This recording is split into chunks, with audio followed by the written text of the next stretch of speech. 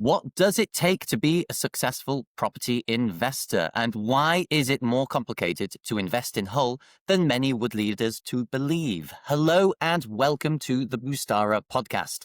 I am your host, James. On the Boostara Podcast, we speak to leaders in business and uncover the truths and insights from their amazing experiences. At Boostara, we help businesses boost growth, cut costs, and gain better business insights. If you'd like to learn more about how we can help you, type the word growth into the comments below, and I will be sure to reach out. Today, I'm very happy to say we are joined by Dave Petersen, Director at Citygate North. Hello, Dave. Welcome. Hi, James. Yeah, thank you very much for having me on. Yeah, well, the first question, I think this is a really pertinent question because we have speakers that join us from around the world. We've had Brazil, China, across the country as well. Where are you calling us from today? From Hull. So Kingston upon Hull. Let's just say the northeast of England. Yeah, and it's a pertinent question because it's going to form the basis of a lot of the conversation. I think today, and Hull, the city that we both love, that we're both from. Yeah, we celebrate it. The people inside celebrate it, a lot more than others, and I think that's what we're trying to change. Yeah, exactly. Well, with that, because it is a big part of the conversation. For those of our listeners that are not familiar with yourself or Citygate North, could you just give us a little bit of a background, to your journey to where you are today? Yeah, so myself, probably talk about rugby, travel, and then business. I say generally in that order. So I was a local Hull lad, and always wanted to play professional rugby. That's the main sport around here. Some would say there's some football, but would say rugby. Really enjoyed that period of my life. Wanted to be professional. That drive for that. But I just always knew that there was a need for a career outside of rugby. I'd seen very successful rugby league players then fall out of the game and not necessarily have a steady career in the background. So I always knew that was a thing that I wanted to do, and I really just valued my time. And I had a couple of opportunities to step into property, whether that be painting, landscaping, and doing them things alongside a very good mentor of mine. And that just really gave me that vision to go, property's out there. It's an asset that I can build wealth and generational wealth. And that just kind of snowballed. It was rugby, property throughout my life and career. I ran an estate agency for a period of time, and I'd like to say, it was successful. We managed to achieve a lot of sales, and that was in the residential side. From learning and doing that business, it was just a light bulb moment in saying, there's quite a lot of, kind of race to the bottom on fees, the undervaluing of our services across the property game. I therefore decided to just kind of assist people to build their portfolios. And that was the bit I enjoyed. So we managed over 120 properties for people, and I was building their portfolios gradually. I then just, again thought, there's more to this. Do I need to be doing the estate agency world, or can I just be a property investment consultant? And that's where I am today with Citygate North. I predominantly focus on helping people build portfolio, or obviously the flip side is releasing them assets, for I guess the better way, helping them promote their property in light of different changes and different regulations that are happening to make sure they do secure a good price and value. Yeah, no, very, very nicely said. Dave, would you say that, that spark for you, you said the money and the generational wealth, which I guess that has to be a part of it, but it's very difficult when you come out of professional sport to find that right path. Was it the pathway? You just felt that this was something that kind of clicked for you. Yeah, like I say, I often say, that rugby gave me, real drive to go forward and that go get attitude. But then property started to give me, a purpose, really. I do like helping people along the journey. I've got some incredible stories of clients that have gone from 0 to 30 plus properties. And that is the real benefit of it, is just helping people to be successful and really decipher what they actually want from property. And I think that's a big thing. Yeah. How have you seen those kinds of trends change over time, and the way people There's buy been multiple. properties? Yeah. Yeah, we're quite, it's responsive. It's responsive to the outside factors, not to bog down with that, but changes within interest rates and government and stuff like that. So we are, like I say, persuaded by what's happening out there. So people look to new opportunities. So tax legislation obviously changed before. So then it was about, how do we fix that? And it was then generating more income from a property. I actually listened to a video that someone gave me yesterday, and it was creating value because you don't get paid for your time. So then it's like, can I use that same thing to, create more value and get paid more money, right?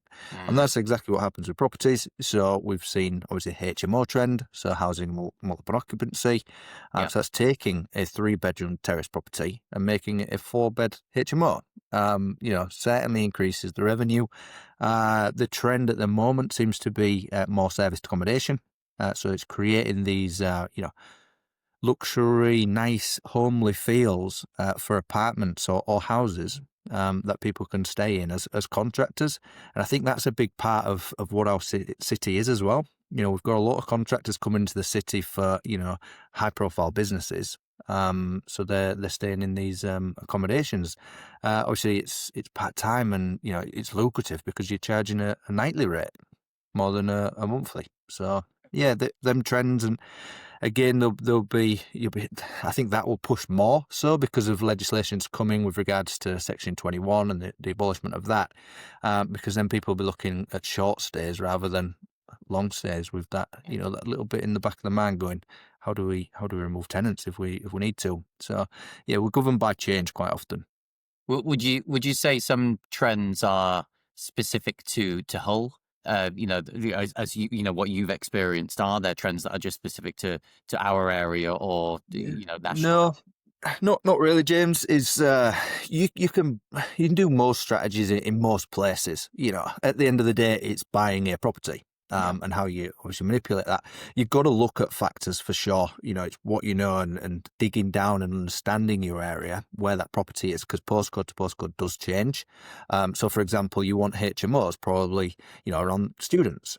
Or factories, for people like that. Serviced accommodations more likely to be, next to travel or, in the city centre, or again in convenient location. For example, in Hull, I'd probably look at, Victoria Dock, because, them houses there are on transport route and you can go to, Siemens and BP and etc. So there's factors surrounding it, but more strategies work everywhere.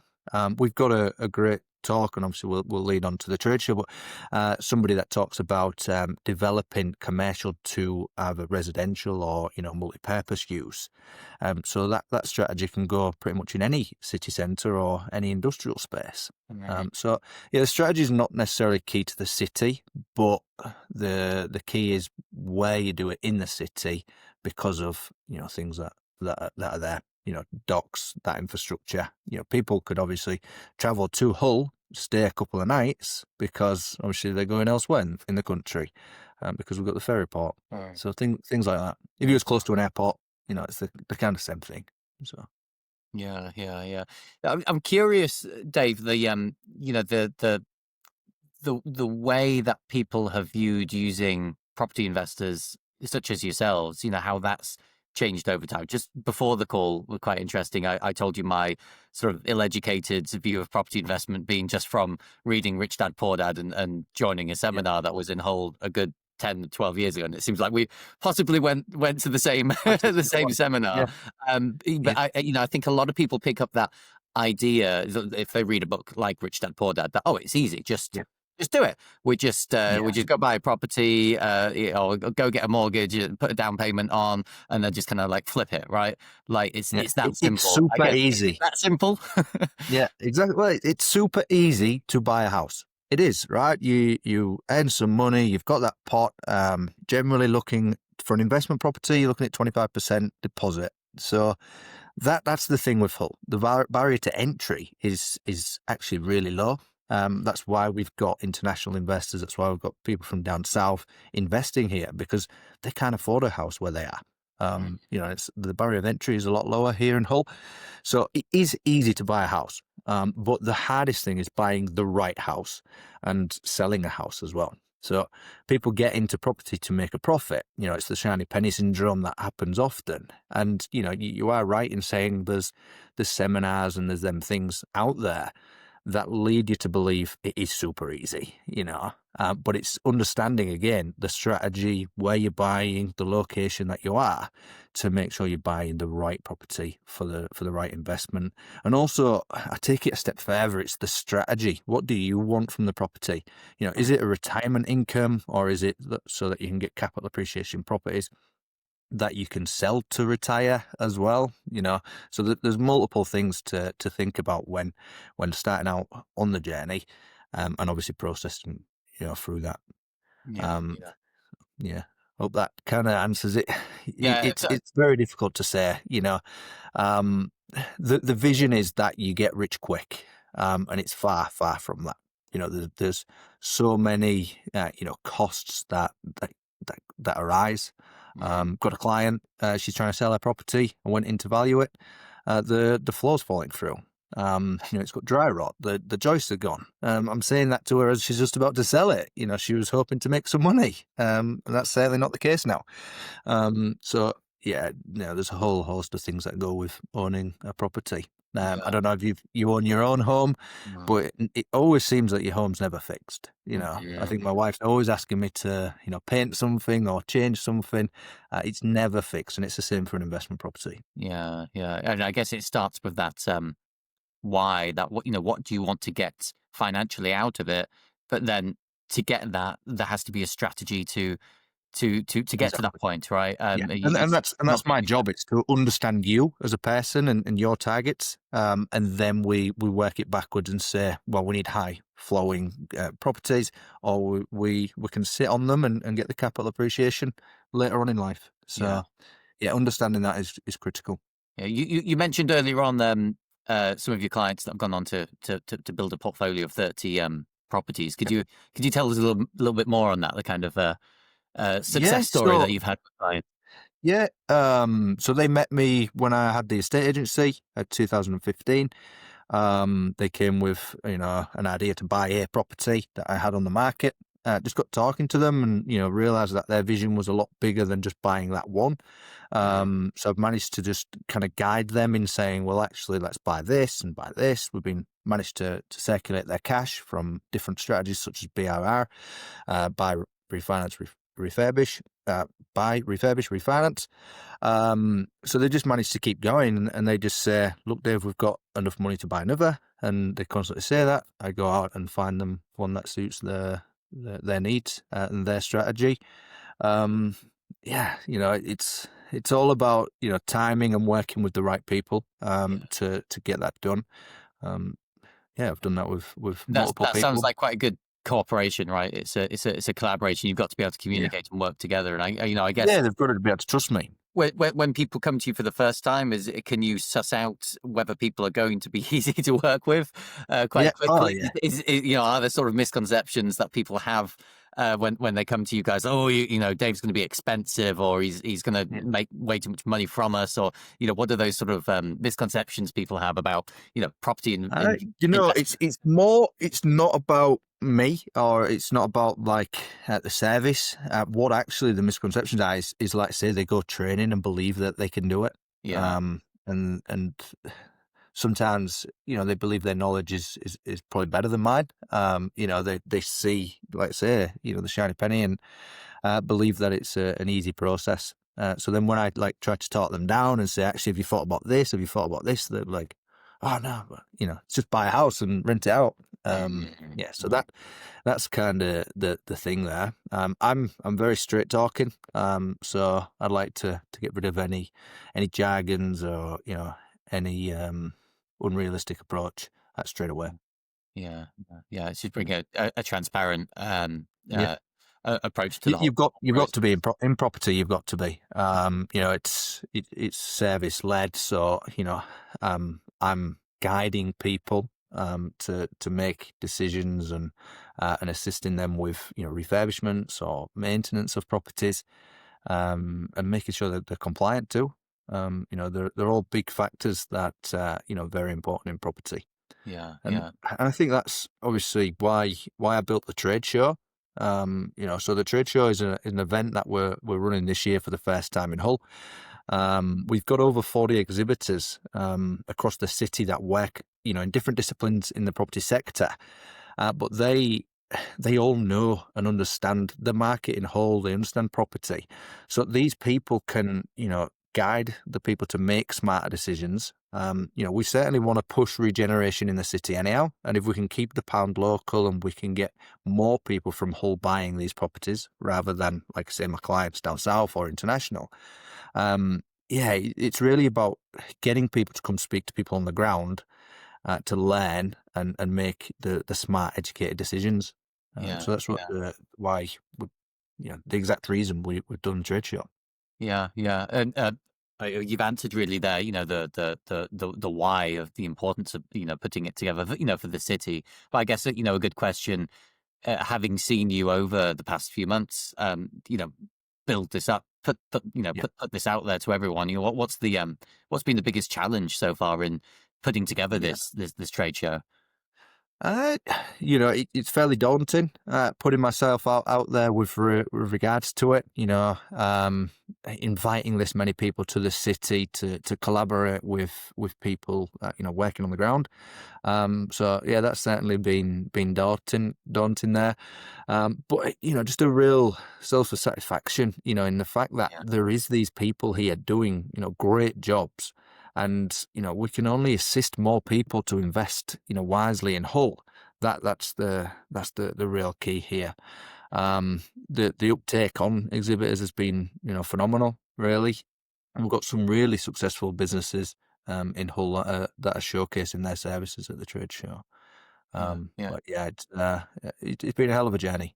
yeah, And one that I do feel proud of, because I want to change the perception of how Hull is seen, and that's the crux of it, is making sure that we're not spoken about as a cheap place to go and visit.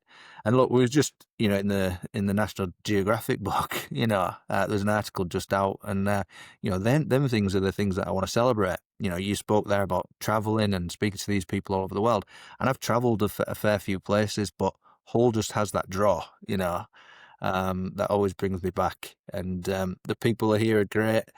And yeah, we just need to celebrate in a better light. top 25, one of the top 25 places to visit, right? That's what Yeah, I've seen. Yeah, yeah, yeah, that's what and to do that, because we've often been voted the worst city in the UK, multiple times, I think. Was the city of culture. It just seems all forgotten about.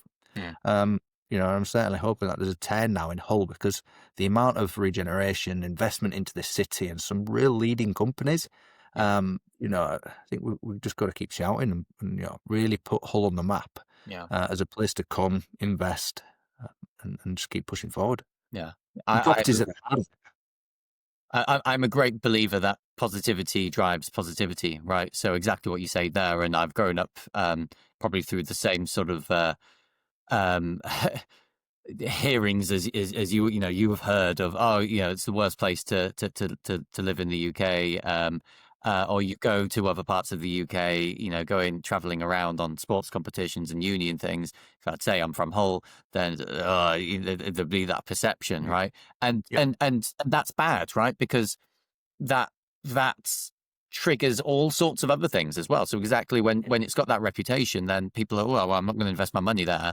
I'll take my money Yeah. elsewhere, or I'm not going to get a job in my Yeah. hometown, my home city. I'm going to go Exactly. elsewhere. So it Exactly. takes away talent, it takes away money, and then it actually creates the thing that people are talking about. But when people talk about Hull as a fantastic place to live, which it is, as the city of culture, celebration of all the amazing people, all the amazing things that have been done, in the city, then that just breeds more pride, 100%. more positivity. It brings people to, for example, the trade show, to invest, to get jobs here, and that breeds more, right? Yeah, and that's what we need. More people shouting about the city, in a real positive light, because we're underrated, and we just need to keep doing it. So that's a big part of it. Helping and assisting more people to understand Hull. It's hard to break down the door to get in Hull. I do think that. I think there's a wall somewhere. I don't know whether it's just sat on the Humber Bridge and the A63 to let people in, but it's such a welcoming, nice place once you're here. And I often hear people say, yeah, I'd move there. The investors, when they've been here and seen it, they've seen the communities. Not to go back to rugby, but the community is built around, sport and stuff like that. And I think that's a real credit to the city. Got two fantastic rugby league clubs. We've got a football club. You mentioned this previously. So, Hull is a place that people would have the, perception that they can just show up, it's cheap prices, they can just plug their money in, and they're going to flip, and they're going to make loads of money. Obviously, the trade show, the point of it is to get people to understand A, the opportunity, but also B, there's people like yourself that can actually help make that happen, and it's not as simple as you might believe, right? Yeah, exactly. There's a lot of moving parts to property. So got myself there, but mortgage brokers, insurance, letting agents to look after it, builders, contractors, solicitors, all of these things you need when investing in property, or even just buying your own property. Really understand that. What does it mean to own a property? And make sure you have good protection about it on it, and all of them things. So yeah, it's the biggest asset that some people buy in their lives. It's often when we've saved all that money, we're giving it away, and it's gone into that house. Yeah. And it's how then we use that to create generational wealth, if that was the thing, or a retirement plan. I don't want to get bogged down into it, but we go through society. We're going to go to school, I'm going to work, earn money, buy a house, get married, have kids. Pass the house on. There's a lot more that you can do with it. So, what place do you think, or what impact do you see AI having within property investment? Are you seeing? I think it scares me. I think it scares me. No, it's got its place for sure. There's some worrying things. I seen somebody sharing that they did an AI took a picture of something and said, redesign this house, to be better, or what can I do with this house? And it's moved the windows, it's moved the doors, and it's a new, glorious picture of a house in, London or America or, where else. So it's certainly not going to take them kind of jobs anytime soon. I think that certainly needs development. But, it gives you concept and ideas for sure, and I think that's great on that side. We can use it very quickly now to do searches. I do use an AI-driven software now to collate the information very quickly for me. But again, we're still going to be mindful of what it's actually giving us, facts and figures, or, any wordings. So we're going to be mindful of that. There's a place for AI everywhere. I guess it's how you use it and monitor it and also make sure that property is a very personal thing. And I've seen agents as well locally and further afield that are using AI, but almost taking the human out of it. And that's quite worrying for myself, because it's an emotional asset. Generally speaking, investment, not so much. I try and take the emotion out of it. You're not living in that house, you're not doing this, but the people then that are moving into your house, you need to look after them, because it is a very emotional driven asset. They might be renting that property off you, but that's their home, And AI responses are never going to be that human connection. So yeah, there's good and bad, for sure. Collating information and getting that quickly, that's brilliant. Saves a lot of time. Redesigning houses, leave that to the structural engineers and the architects. But yeah, no, it's got its place. I'm intrigued to see where it goes. I've got often, people knocking on my door to say, "Have you seen this bit of AI, Kit? Have you seen this?" I'm just happy with making, comedy things about myself, probably. Animated little cartoons, right? Yeah, exactly. Yeah. We can do that from this from these clips. Actually, there's on the software we're able to just turn ourselves into like dogs, like dog heads, and just have the whole conversation. Yeah, just as somebody else, and that as well. I think that because I've seen a couple of them where people are talking, but they're just AI. This is actually me. That's scary too. But again, it's all got its place. We're in that transition now. I remember starting out in property, and I wanted to make an online estate agency. Well, I did. It was called eProperty in 2012, and I was like, yes, I'm doing it because E and when websites was all the craze. I'm going, well, let me take a estate agency online, and then I was like, oh, is that the right thing to do? And it was all right, but I chose rugby over that, and etc. And then online agencies, tried multiple times and struggled. So, yeah. It's interesting. We had someone on the other day who said that they think that the higher tickets sales process it is, then there needs to be human connection. There needs to be human input. If it's just you're selling stuff off of Amazon, you're selling stuff off of Amazon, AI will be able to do those lower ticket products, lower ticket services. Yeah. But if you're selling a Rolls Royce, if you're selling a property, which, like you said, it's the biggest asset someone owns or someone's going to spend on. That needs human connection. That needs, as you said, 100%. That emotional connection to take people over the line, and that will probably never be replaced. People will have that need for trust, have that need for relationships when they're spending so much money. Yeah, exactly. I think the key is trust, isn't it? Can we trust a robot or trust whatever that is in the machine in the background? I'd still worry about sitting in a car that drives itself. I don't think I'd be too keen on that. Although I've seen it, I've seen people doing it. And it's crazy. Mm-hmm. I don't like my wife driving. Never mind somebody not driving.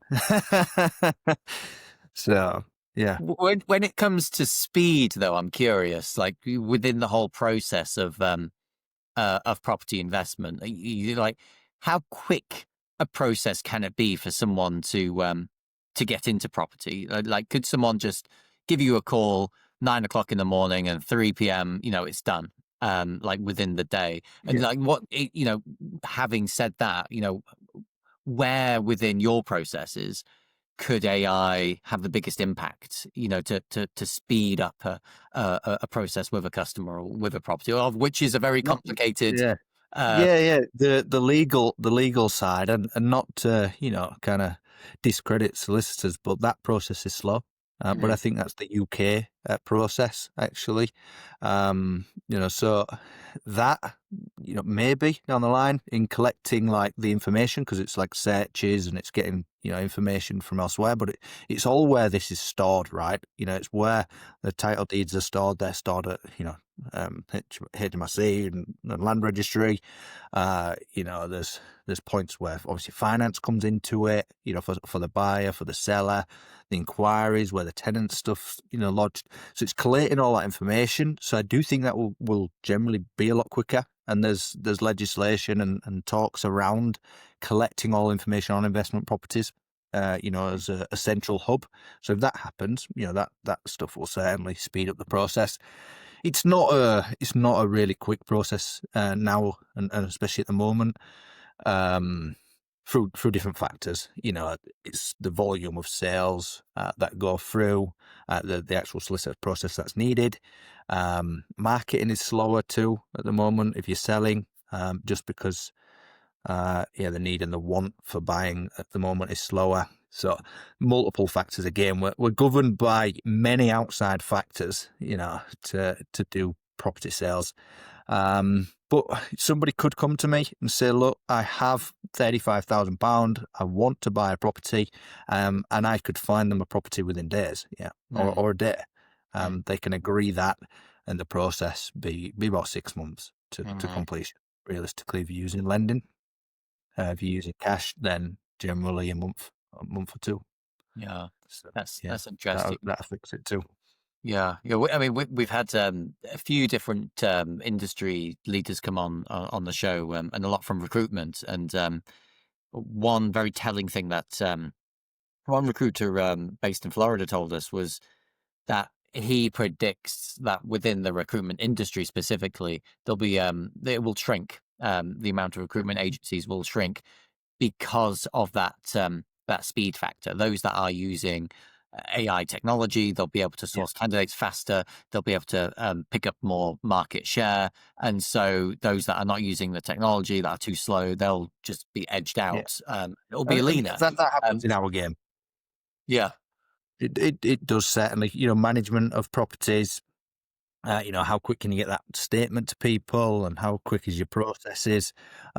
Speed is always an element, because that's what people want, right? They want to see results. So I think that will always be an element. But again, with kind of buying property or selling, that process is a bit slower because of the emotional, roller coaster that it is.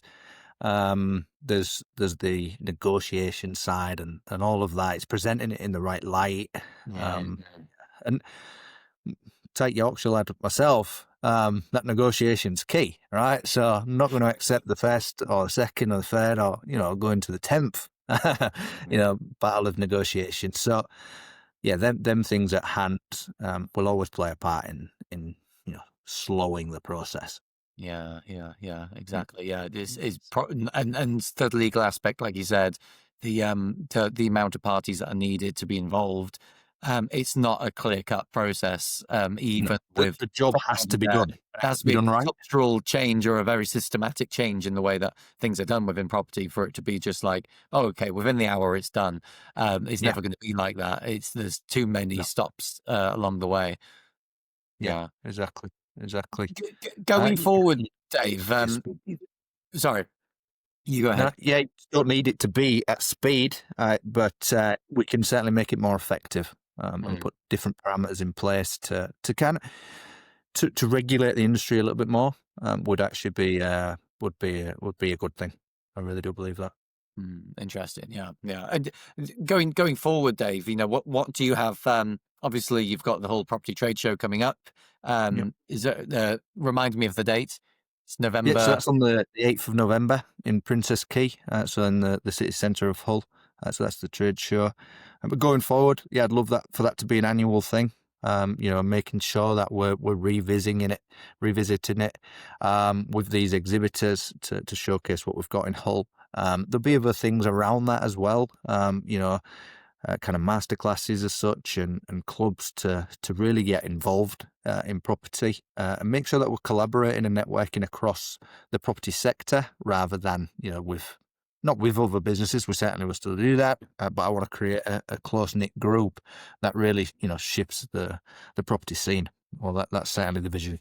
Getting off, we'll continue to consult and assist people through the property journey, whether that is scaling their portfolio, or again just reducing them assets that they own, because the time's right. Who would you say is an ideal partner or client for yourself, Dave? Well, I enjoy actually starting people from scratch. I certainly do. But the ideal is obviously the retiring landlords, to make sure that I can continue to feed people that wanted to step into the game. So retiring landlords is the ideal, because it starts there. Then I can find the properties for the right people moving forward. So Yeah, that's where I'm at. But I love starting journeys from zero, and watching that grow. So I Yeah. really enjoy that side of it. Brilliant, brilliant. I guess, for anyone listening that is looking to expand their portfolio, or like you just said there, start from scratch. They want to know more. They Yeah. want to jump in and see what. The trade show's a great starting place. Yeah, 40 exhibitors, 5 great keynote speakers across the industry. You come, listen, learn, and then I certainly see you going on the right path. And there's some incredible people in the city that can assist your journey. yeah. Brilliant, brilliant. Well, I'll put the trade show contact details below. I mean, if anyone wants Perfect. to reach out directly to yourself, Dave, what's the best Yeah. way to get in touch? So, citygatenorth.co.uk. Obviously, I'm on LinkedIn, social media as well, just as Dave Petersen, SEN, just because everybody thinks it's SON.